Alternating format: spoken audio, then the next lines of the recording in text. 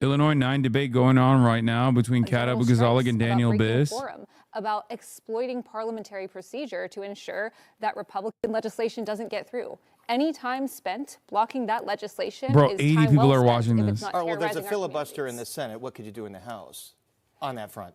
Like I said, we can break quorum. We can also be using our resources right now to actively feed people, clothe people. We do that in my campaign. Our office at 7016 North Clark Street doubles as a mutual aid hub. If you want to bring by men's clothes, toothpaste, toothbrushes, shampoo, or conditioner, we could really use your help. But the Democratic Party could be doing this at large with its massive donor base. All right, Mr. Biss, then, are there some perhaps extreme tactics Democrats should resort to and maybe not move forward, assuming this is like the 90s or the early 2000s? Yeah, it's not. I mean, we are dealing with a different kind of threat, and we can't use the old playbook we've used, and that means using every single tool at our disposal. So you're right, the filibuster is an example, and I think all of us are incredibly frustrated that the Senate failed not once, but twice, right? First a year ago, and then more recently in the fall, to use that tool to extract concessions from the Republicans. But the basic attitude we ought to have when the level of emergency is what it is any tool that we can find we use. And that's This is Daniel Biss. He's currently polling in first place. Finding creative mechanisms to keep our residents safe from ICE. I've now been on the phone with dozens. Inshallah, AIPAC will attack him because he's been critical of Israel, and that will open up an opportunity for Kat. It may be difficult, it may be pushing the envelope, it may be on the edge, but it's necessary when you're in this kind of emergency. Ms. Fine, regardless, Democrats are projected as of now to take back control of the House, but it would likely be a small majority. Lots of bills get passed that don't get the attention that some of the big ones do. Where will you work with Republicans? On what issues? Well, first of all, there's a line in the sand. I will never compromise my moral values. I am 100% pro-choice, 100% pro-environment, 100% pro-Israel, pro-gun safety. I've stood up to the biggest bullies in Springfield, the insurance lobby, the gun lobby, corporate polluters, and I have won. So there is. If he's critical of Israel, what are his drawbacks? I mean, nowhere near as pro-Palestine as Kat is. He doesn't call it a genocide. He's not like, for AIPAC, all it means, like, if you don't literally say you love Israel and you will suck Benjamin Netanyahu's penis, you're an op. They did this to Malinowski in fucking New Jersey. Malinowski is a Zionist. Malinowski was always pro-Israel and would continue being pro-Israel. But because he said, I will condition aid to Israel in the future potentially, they dumped $2 million in attack ads against him by saying Malinowski fucking loves ICE. And that's why Ana Lilia Meiha won the fucking primary. I think that some of the most promising places for any bipartisan support is AI and tech regulation. AI is one of the most universally unpopular issues right now, even so much so that Republicans thought that Trump went overboard by saying states couldn't regulate AI for 10 years in his big BS bill. That is somewhere where we can compromise. Also, reversing Trump's unconstitutional tariffs. Republicans are feeling the heat from this tax that he's put on the American people, too. But we also have to talk about the donkey in the room. When it comes to leverage, it feels like Democratic leadership is allergic to it. And in our race, we have a lot of progressives. A lot of people will vote to raise the minimum wage. But will they be pressuring their colleagues publicly and privately to do the same? Last night at the State of the Union, would they have listened to Hakeem Jeffries and watched or stood aside, or would they have gotten kicked out like Al Green did? Yeah, it's 24 to Kat at 17%, unfortunately. Left, and by that, I mean towards the center. All right, we mentioned this is a bellwether race in terms of where the Democratic Party goes. Show of hands, early on in your tenure, would you vote to impeach President Trump? Other cabinet members, Kristi Noem, Pete Hegseth. Seems like consensus on that. Let's move over to the economy. Ms. Fine, I'll start with you. What will you do to help constituents in the 9th grapple with the rising costs of goods, utilities? We have AIPAC is going after Biz. People's Gas here in Illinois start seeking rate hikes. That's a state issue. But on the federal level, what will you do to deal with these rising costs? Oh, hell utilities, yeah. goods, stagnant wages. I think you can't talk about rising costs unless you focus on health care. When I talk to my constituents, they are very concerned that they are being priced out of the market.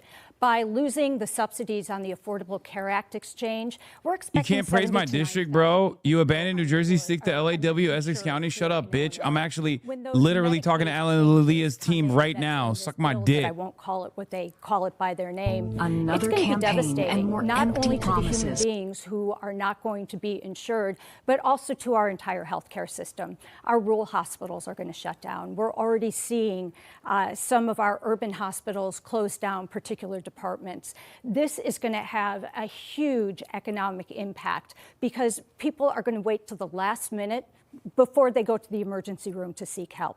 And this is just not how we can run a healthcare system.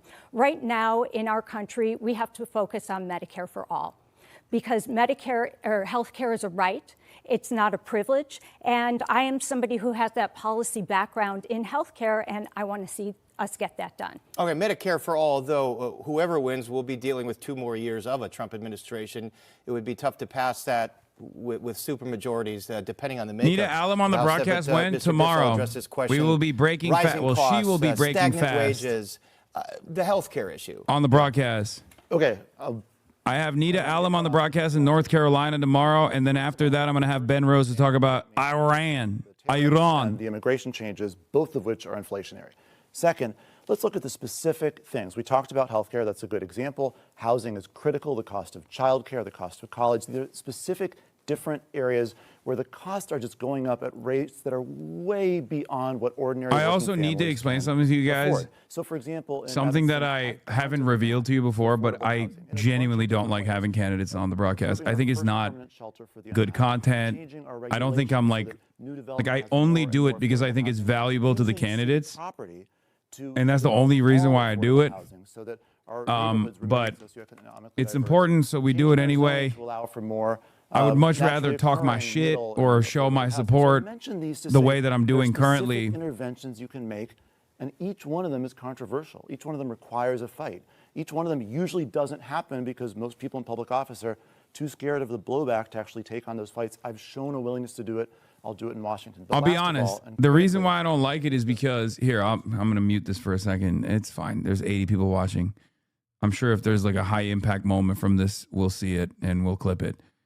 The reason why the reason why I do it is because I think it's helpful for the candidates.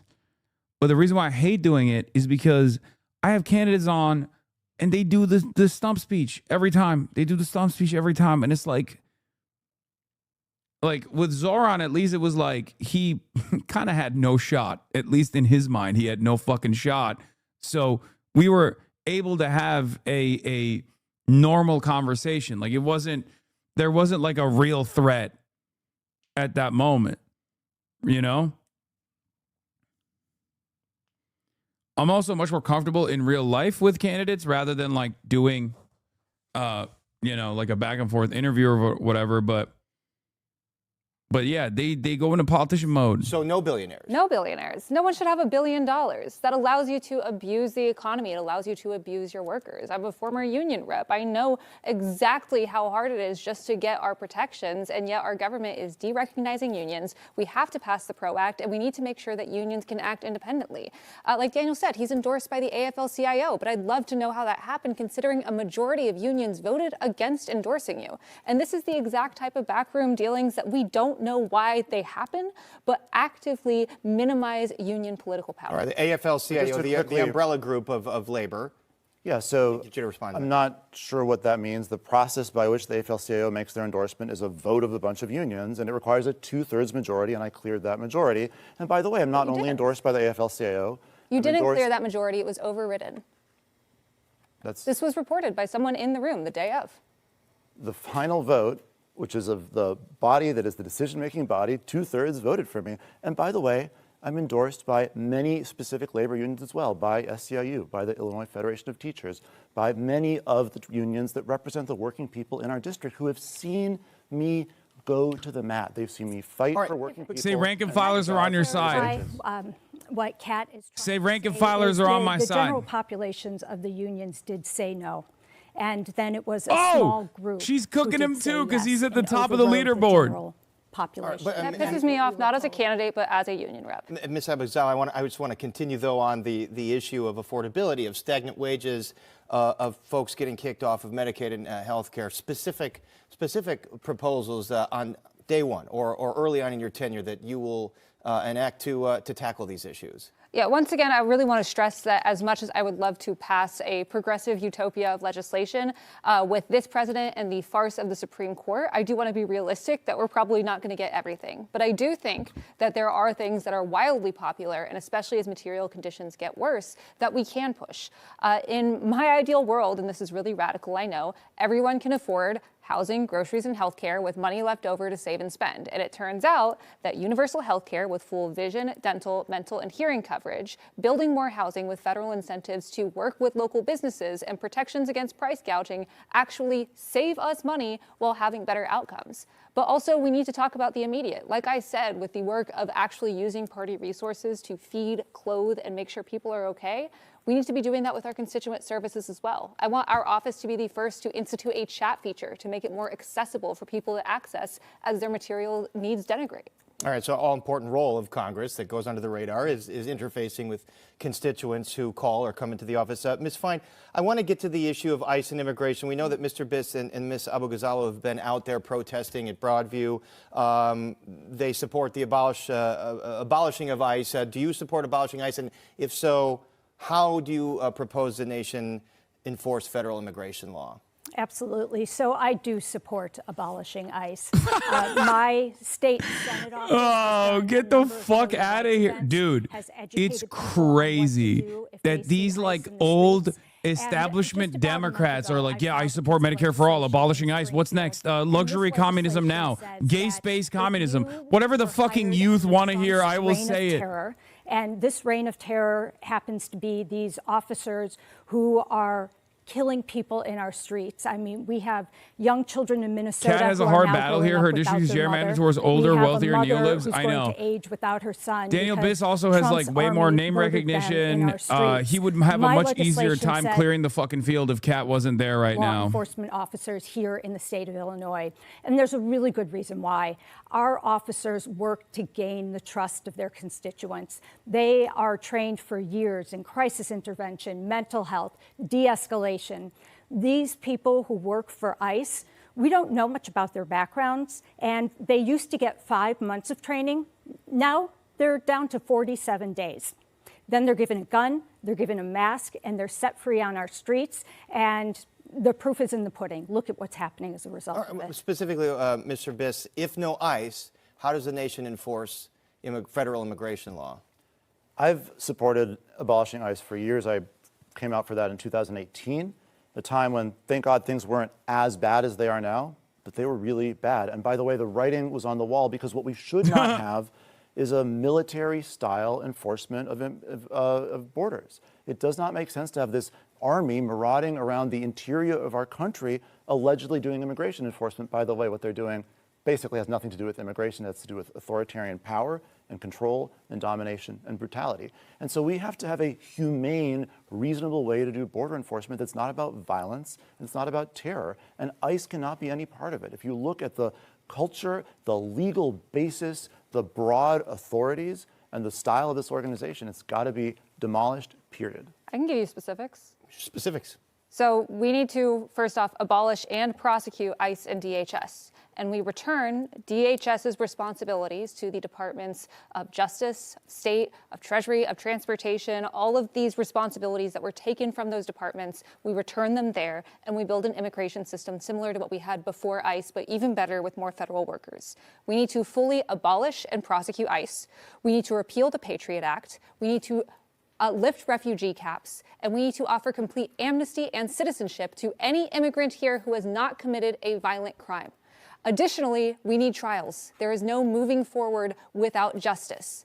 Stern words for Greg Bovino aren't enough. Body cameras aren't enough. We need people willing to put everything on the line, not when it's politically convenient, and not have their hands in their pockets. Let me ask you this. If ICE has information on known violent criminals in the community who are undocumented, should local authorities cooperate? We have a justice system that can function without ICE and that functioned without ICE before. ICE has shown that it is completely untrustworthy, that it lies, that it kills, that it kidnaps, that it abuses.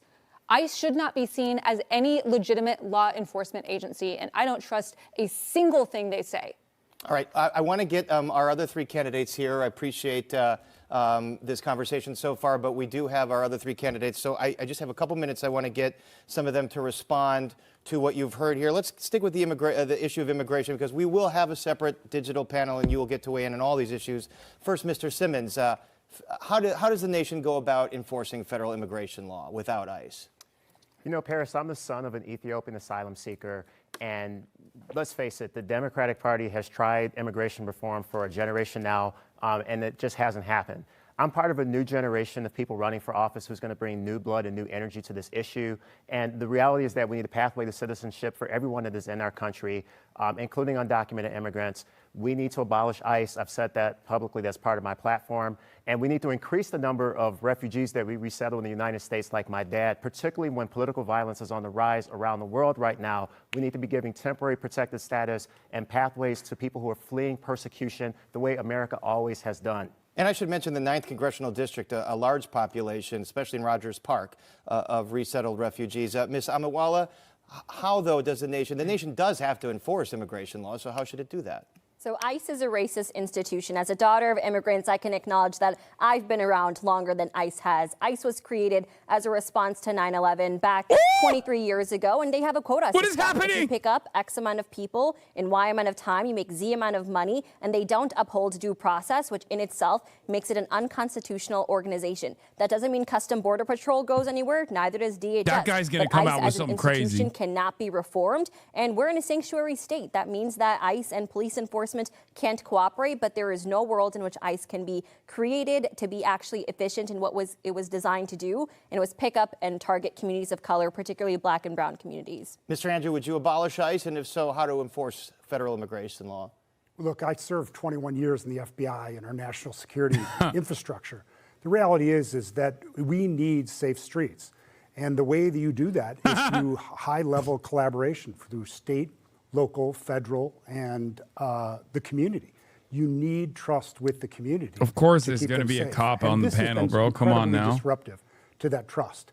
The reality is that anybody that is a threat to public safety within a migrant community is actually disproportionately impacting that community. So you need trust with that community to be effective. The Chicago area needs 300,000 more residents. That's the reality. We need a federal system that brings a coherent, compassionate approach to immigration. And with that is an enforcement authority. I literally worked with ICE over the course of my career to target those that were a threat to national security, terrorists, and to remove He's so dangerous fucking people old, from he the probably worked with the INS. Like, shut the fuck up, coordinated bitch. with the FBI, the local police. We have politicized this system in a way that it now affects our public safety, and you're seeing it. All right.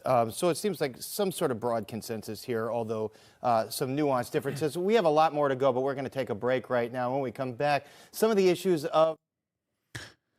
Okay. I'm going to be honest. I think Kat's doing a lot better than I thought she would be doing.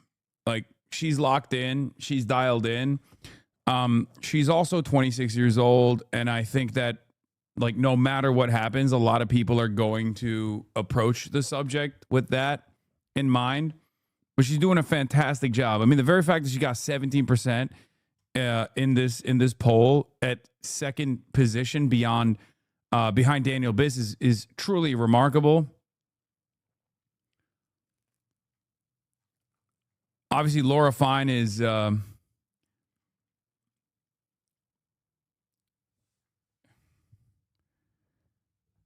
Laura Fine, I think, is the AIPAC candidate. Daniel Biss actually courted AIPAC. Daniel Biss is the one who courted AIPAC and then and went back on it. But apparently, Dark Money Super PAC Elect Chicago Women goes negative on Daniel Biss in a new ad. Let's take a look. Another campaign and more empty promises from Daniel Biss. Promising to protect Medicaid? Daniel Biss voted to cut Medicaid for working parents in Illinois. Cleaning up politics? Biss ran a super PAC funded by Mike Madigan. And Biss's promise to serve his full term as mayor? He announced for Congress just days after being sworn in. Daniel Biss, always running for something, willing to say anything to get elected. ECW is responsible for the content of this ad. Another campaign and more empty promises from Daniel Biss. Let's fucking go, baby. Also, here's Kat Abou-Ghazalek's new ad blasting Laura Fine at Daniel Biss for courting AIPAC. Illinois 9, once again. Another big L for Kat was that she like quit Twitter. I think you can't be doing that. I'm Kat Abou-Ghazaleh, and my race is about... And not even because like it's fucking full of Nazis. You just can't quit Twitter because the media is on Twitter. This is how you put your name out there. I'm Kat Abou-Ghazaleh, and my race is about actual change versus the same status quo politics that got us here. One of my opponents is drowning in AIPAC money. The other tried to cash the same checks and then lied about it. I don't want their money. I'm a Palestinian-American progressive who tells the truth. No billionaires, no corporate... Oh my God. You guys are W fuck Twitter. Yeah, exactly, dude. Anything that you guys resoundingly think is good is poison for an election, okay? Because you're a bunch of silly children. I'm sorry. Shut the fuck up. Anytime somebody is really invested in a candidate in this community, I immediately know that the candidate has some significant shortcomings. Okay? Jesus Christ. All of you are babies. Okay? You don't know anything. Please stop. If she wins, it will be in spite of Twitter. Okay? If you're a candidate, you have to be on every social media platform, including Twitter, and especially Twitter, because that's where the media is. This is how you defend yourself. This is how you make more. This is how you generate controversy and clicks around yourself. Please. All right.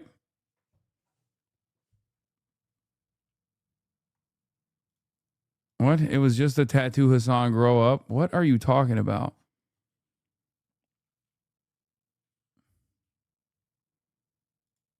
PACs. My campaign is powered by people... What about Blue Sky? No, not Blue Sky. Who are sick of watching our democracy get auctioned off to the highest bidder. I'm Kat Abou-Ghazaleh, and I approve this message because our representatives should answer to us, not to AIPAC. I'm Kat Abou-Ghazaleh. The media is also on Blue Sky. You just don't know because you refuse to go there. Yeah, you know what else is on Blue Sky? Quotes that are screenshotted from Twitter to generate discourse on Blue Sky.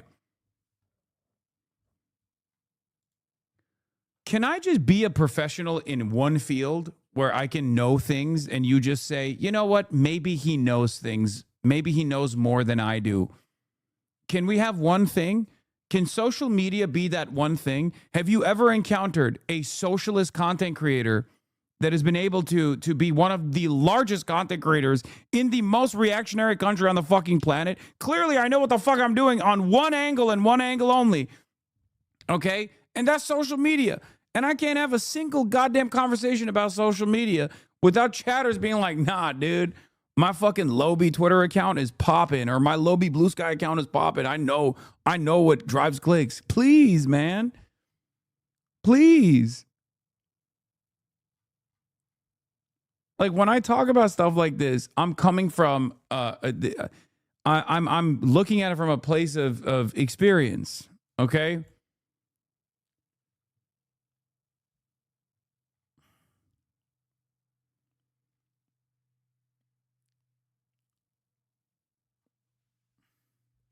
Twitter is a dog shit website filled to the brim with bots and neo-Nazis. But the people who aren't bots and neo-Nazis are media-obsessed, perverted journalists. People like myself, okay? Media-obsessed perverts like myself and also journalists. Twitter still obsesses discourse. Bro, no one is questioning your obsession with getting more clout. And my race is about... Oh my God, we're talking about someone trying to win an election that literally is the same... It's marketing. It's marketing, you fucking idiot. I'm talking about marketing and ideology, and then I'm also comparing it to marketing your campaign. You're so fucking stupid. You're so stupid, but you're the most moral, okay? You're stupid, but the most moral person anyone's ever You had encountered. more money from Trump donors the last quarter of 2025 than from our own district. And I think that raises a really fundamental question, which is who will you be representing when you get to Congress? I have to respond to Just this. very quickly, 'cause I have a handful of bipartisan donors, about 3% who've donated to my campaign. Anybody who's donating to my campaign, I'm sorry, I just need to finish, is donating to a woman who has a record of being 100% pro-choice, 100% pro-environment. That's what who, Israel again, has is. stood up to the Israel's biggest 100% pro-choice. one. Anybody I who's do need to- donating to my campaign knows that if you're a millionaire or a billionaire, I'm willing to raise your taxes. All right, This is what they're I do want to bring supporting. Ms. Abu-Ghazaleh into this. We did get an email from 9th District resident Stephen Levin. He sent us a tweet Wait, of real your- quick before Go we ahead, get go ahead to and that. respond. This is the exact type of hypocrisy that people are sick of in politics. Over and over again, the lying, the bickering over who likes AIPAC more. The idea that you can separate yourself even after meeting with them, even after pushing an organization that supports this administration and that is supporting a genocide is not a group you should meet with. And frankly, both of you are trying to push policies that, even if you're supporting the Block the Bombs Act, have a lot of very precarious and dangerous implications, such as anti-BDS legislation, such as not conditioning certain aid. We need to ensure that we are following our own laws and not lying about who we are or who's supporting us. Okay, so All right, speaking of Israel and Palestine, Ms. Abu-Ghazaleh, we got an email from 9th District resident Stephen Levin, who brought up this tweet of yours from 2024, responding to President Biden's criticism of Hamas. It said, pretending October 7th was motivated by ancient desires to kill Jews is not only wildly 100% racist, but correct, wrong. by the way. Like 99% of attacks in history, both by military and terrorists, October 7th was not in a vacuum. It had motivation, which is why they took hostages. Is this somehow saying that the October 7th attack was justified? Not at all. That's not at all what I was saying. But what I'm saying here is, first off, regarding President Biden's comments, where he described that as motivated by ancient desires. That is a very loaded statement, I say as a Palestinian person, that implies that there is some bloodthirst between Palestinians or Jewish people. And it's dangerous to both of us. Our lives are inextricable from Well, he one was referring to another. Hamas. He was referring to Hamas specifically. But even then, Hamas is in Gaza. It's being associated with Palestinians by both the Biden government and the Trump administration. And so you can't just look at their actions and hear their words and not see a relation there. Additionally, for the second part, I think it's important to mention that, yes, it didn't happen in a vacuum because of Netanyahu's far-right government and because of a pattern of discrimination, a pattern of second-class citizenship, a pattern of exile, and a pattern of displacement that my own family underwent. And my position on this is really not that radical. Every civilian deserves to be safe. No child deserves to go to bed hungry. She should also say she worked at Media Matters, tackling anti-Semites for most of her We career. should recognize their statehood so they can Like literally. negotiate a She was a solution. George Soros operative at Media Matters, Consider okay? him a war criminal. Would you support international war criminal charges? Like- One hand up. I mean, we should participate in international processes. There should be thorough investigations, and I think the answer is likely going to be yes, absolutely. I don't wanna think it's I wanna not be likely clear- yes, it is. I want to be clear about one thing here, which is very important for people who are concerned about this issue to understand. AIPAC is attacking one candidate in this race. AIPAC is attacking me and only me. They see me as the biggest threat to their agenda. Yeah, They good. see Keep me it as the coming. biggest threat because they know I'll be an effective critic of the Netanyahu government when they act the way they have, and they know I'll be effective at building coalitions. I hope they keep to actually attacking him. End the nightmare and bring about peace, and that's what I'm going to do in Congress. AIPAC knows it. I think the voters of the 9th District do too. I think there's something else that's missing here that we have to discuss. You can love your country and disagree with your leadership. I love my country. I don't like Trump. I love Israel and the Israelis. Netanyahu has to go. And I've been saying that for a very long time, way before October 7th. But I think right now what we need to focus on is how do we get to a two-state solution? How do we make sure there's safety, peace, and dignity for the Palestinians in Gaza and the Israelis What about the in West Bank? Israel? The West Bank, too. So, okay, let's focus on the West Bank. Two-state let's talk about the solution. West Bank. Should there be a withdrawal of Israeli settlements in the West Bank? Of course. Yes. I'm opposed to the settlements. Should there be a withdrawal of Israeli forces in the West Bank? Yes, we need peace and dignity everywhere. Ms. Abu Ghazala, what that about was the state of hard. That was Israel? hard for her Do you to say. support the state of the right of AIPAC Israel about to exist? fucking spend money on her I think too. that this question is said as if it doesn't exist. What we need is to ensure that any solution, whether that is a two-state, a single secular state, whatever it is negotiated not by America, but by the people that actually live there, by Israelis and Palestinians. This is, my great-grandfather had a hotel. And when they were expelled, he carried around the key ring to every single door in his hotel till the day he died. He was buried. And he was he lived in Palestine? Yes, my father's side is Palestinian. And if someone came to me and said, you could have the hotel, but you displaced 300 people, I would say absolutely not, because trauma begets trauma. But I think it's really important that any solution has full civil and legal rights for everyone living there, regardless of their ethnicity, their religion, and that is decided by the people who actually live there, because we spend so much of our time as a country interfering in other countries and saying that we dictate how they live, and it's just made places worse. All right, so Palestinian American, 2 Jewish Americans on this panel do believe there is an anti-Semitism problem Absolutely. in the United States. And I've devoted my career to fighting it. I cover the far right. Conspiracy theories are inherently rooted in anti-Semitism, which is why it's so dangerous to align with far-right donors, because they're pushing the Great Replacement Theory, which has inspired almost every mass shooting of the 21st century. What about anti-Muslim sentiment, anti-Palestinian sentiment? Hate is Horrible hate. problem. It's a horrible problem. And I think we need to go back to something that Kat said that I agree with. When we figure out... Bro, they're all this agreeing with two-state her. It's solution, crazy.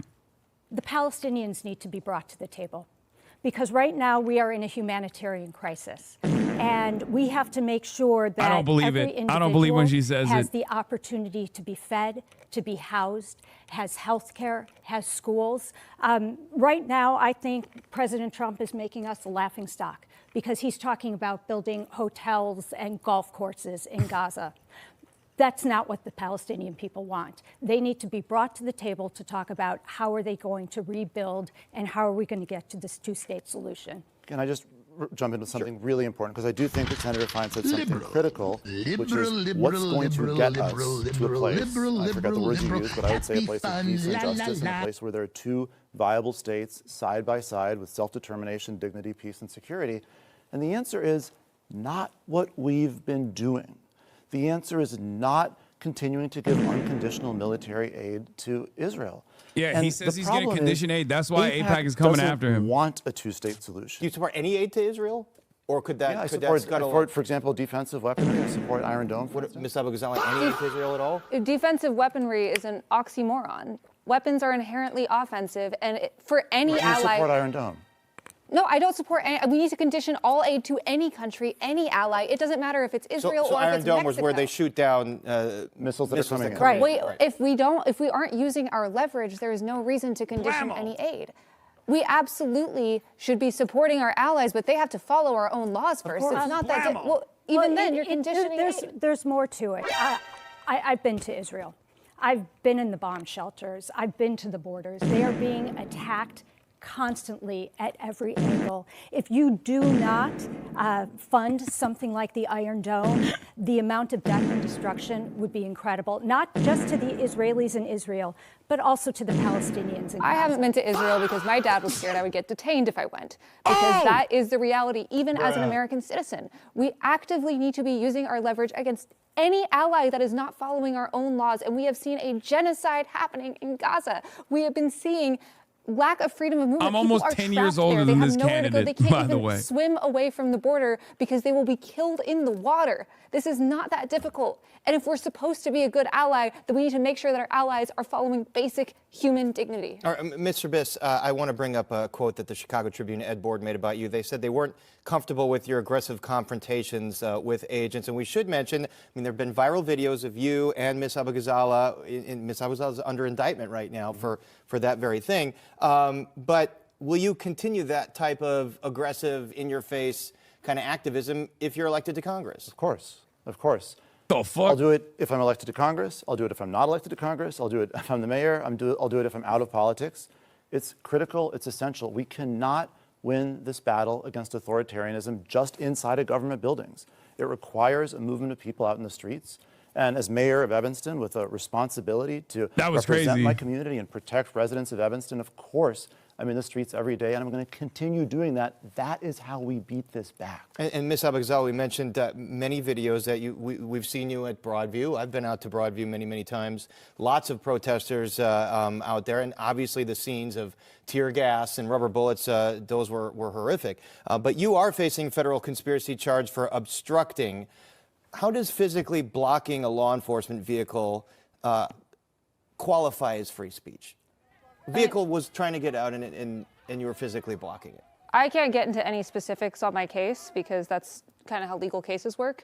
But what I will say is that we've pled not guilty because this is a free speech issue. And right now, the Trump administration, which camera am I supposed to look at right now? Because I want to make sure I'm speaking to the audience. I would say look at the moderator. Well, the Trump administration is trying to make it illegal for you, Paris, to be able to protest, for you to be able to be in a room with other people and hold you accountable for any actions that might happen around you. They are trying to criminalize freedom of speech. They are trying to criminalize free association, and it's going to etching come the word for you. pig into the side of a vehicle. Isn't that property damage? I didn't do that, and it doesn't even allege that in the indictment. But honestly, that's just kind of falling for the exact same lies that ICE and the Trump administration continue to repeat. We know that ICE lies, and we know that they are trying to find any excuse to invoke the Insurrection Act, to abuse protesters, and to make sure that they scare us into silence. And once again, it's not going to work. And if we don't stand up for it, people with power and platform and privilege, and frankly, the first time I went out to Broadview, the second time and the third time, there wasn't a single elected official out there, then we are just going to get run over. And Mr. Biss, you were out in Broadview as well, and there are videos about Ms. Fine. I just want to say I really agree with that. First of all, these people are liars, so don't take them at their word when they make all kinds of allegations, because you know what they said about the murder of Alex Preddy. You know Daniel what they Biss said more about like the murder Daniel of Ray Riz, Good. dude. You shouldn't take them any more seriously when they're talking about Kat or He is anybody so here in aggressively Illinois. trying And to second of all, lean we are in an into emergency, Kat's. and we have to do as He is so much aggressively as trying to humanly fucking lean possible. into We have to pull Kat's every shine. It's single crazy. lever to put a stop to the nightmare and keep people. And so, Daniel again, we've Biss. seen the two of you, many videos out there. Ms. Fine, we haven't seen that with you. Are you meeting the moment if you're not out there sharing this frustration with protesters? I feel I am. I've been at local protests, but what's more important is I've been doing the work to get it done, to protect the people here in Illinois from what's going on with. All right, I have to get to the gaming portion of the broadcast. Unfortunately, I'm cutting this debate short.